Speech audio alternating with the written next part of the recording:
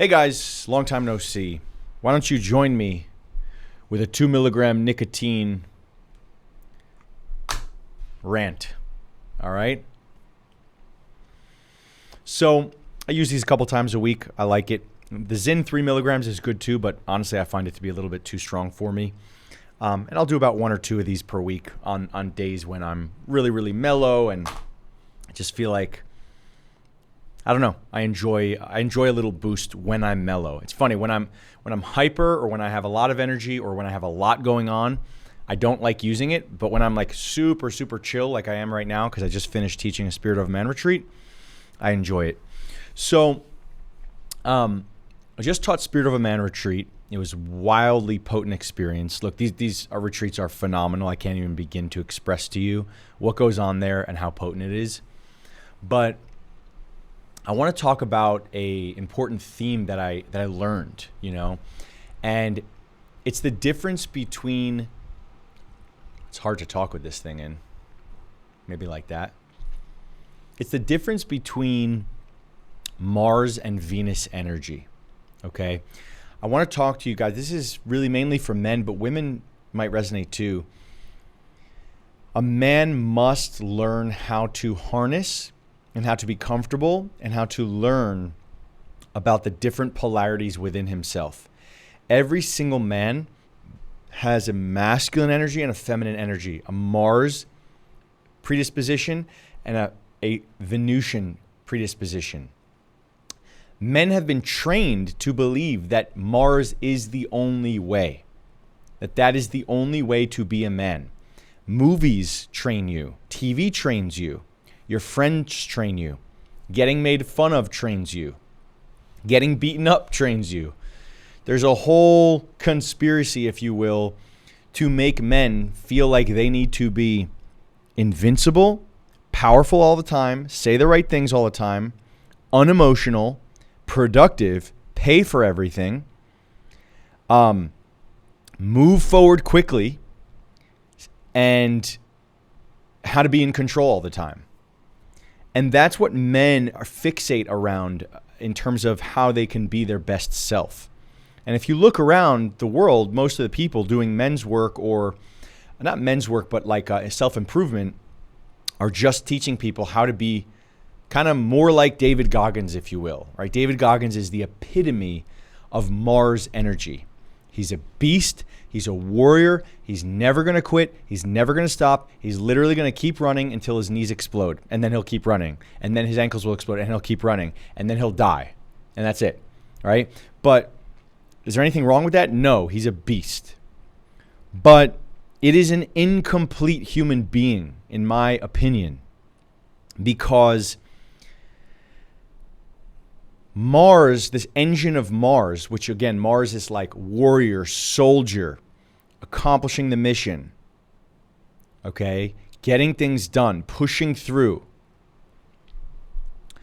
That way of being always is resting on top of wounds, okay? It's always resting on not being good enough. It's always resting on a vacancy.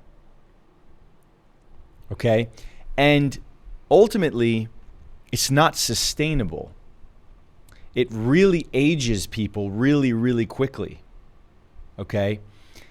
And furthermore, a lot of the times, I'm not saying this is the case for David Goggins, a lot of the times it's not real. What do I mean by it's not real? Well, when you take a person who is a normal person and they go to prison and they learn how to put on a Mars character.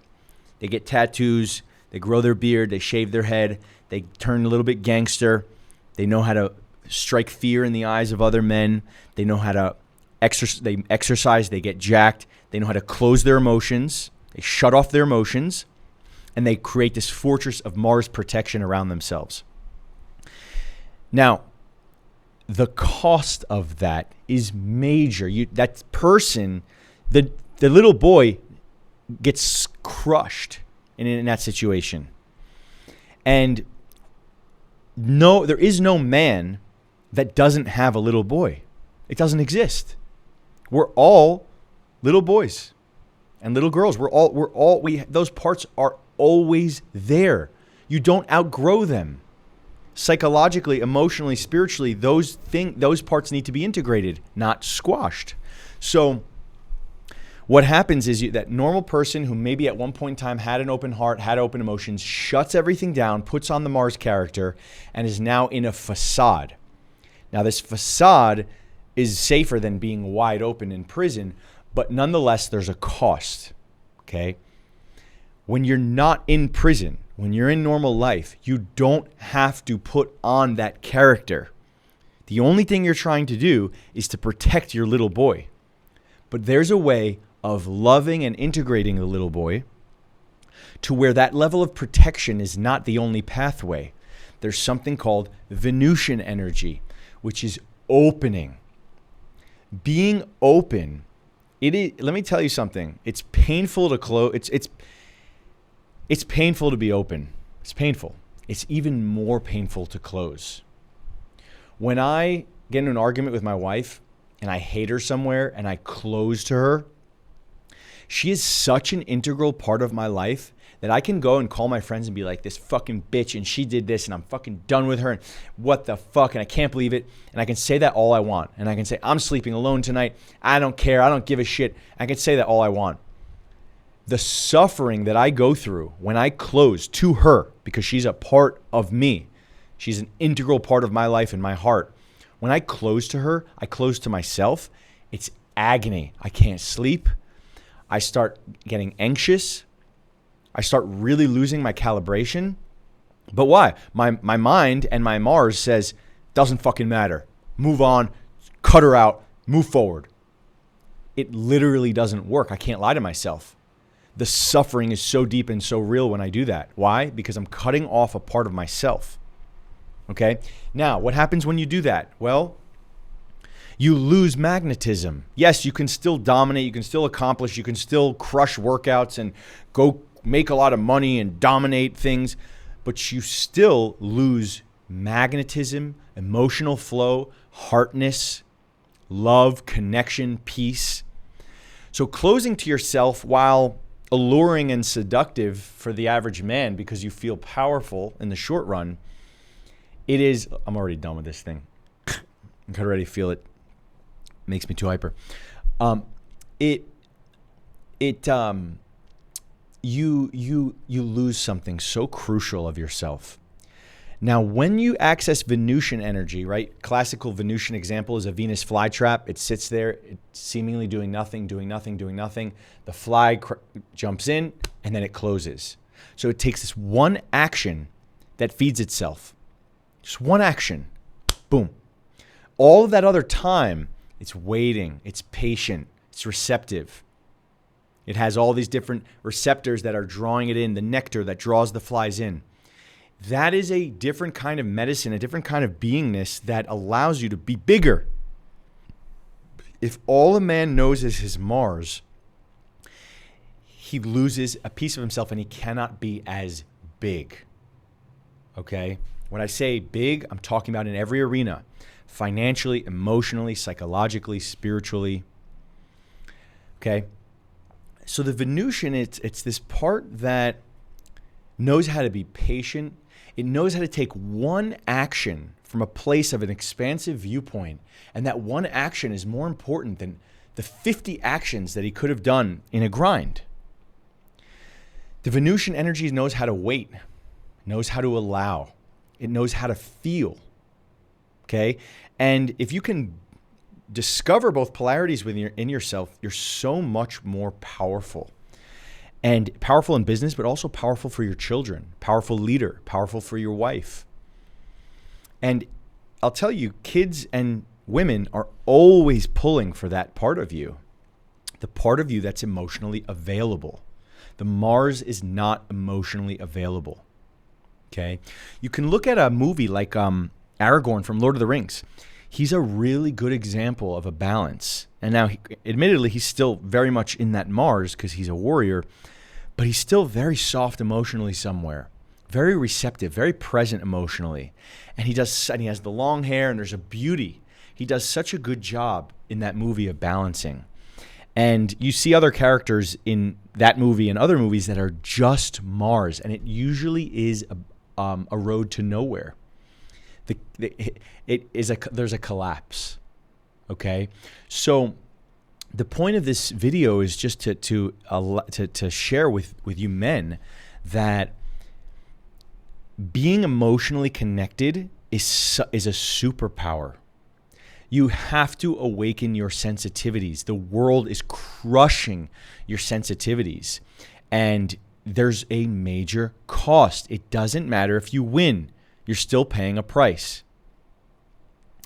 And that sensitivity that people are terrified of because they feel weak, they feel less than, they feel judged, they feel less powerful. Time and time again at these retreats, guys, what I see is that the strength, that constant need to be strong is always covering deep, deep wounds. And it's not sustainable, and it will fade. It will corrode. It will collapse. So is anything wrong with Mars? No. There's nothing wrong with it. But if you want to be a whole, complete man, if you want to be bigger, if you want to actually enjoy the path, enjoy your success, enjoy your riches, you have to learn how to let go, how to be Venusian, how to feel, how to talk about your feelings, how to communicate without anger, without projection, without dominating. And then you know what? You can be feared, loved, and respected. The best leaders I know, they're feared, loved, and respected. It's very hard to be all three. You always want to be a little bit feared. You got to keep people on their edge, okay? Of course, you want to be respected, and of course, you want to be loved. If you only have the Mars, you'll be feared. You might be respected depending on how you use it. It's very hard to be loved, to have a loyalty behind you, to have your team be deeply, deeply loyal to you. It's hard. It can happen, but that's the magical combination as a leader. A little bit feared, loved, respected. And you speak from an embodied instrument of heart, of belly, and of intellect. Again, the mediator between the angel and the animal, like Rudolf Steiner says.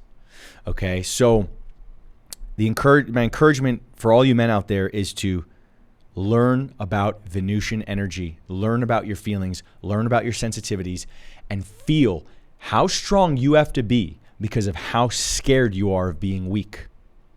If you instead can get over the fear of being weak and presence that fear and integrate that fear, you will not have to be on a seesaw compensating all the time.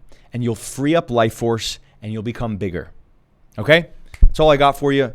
Make sure you come to the next Spirit of a Man, because I'll tell you, these things are absolutely mind-blowing. All right? See you soon. Peace.